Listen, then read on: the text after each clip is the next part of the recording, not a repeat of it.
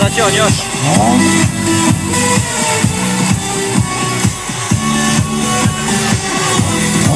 Neće on stići od Splita svaki put. A ima rezervne. A mora je kod nje rezervne. Možda ima jednu. Tam je star.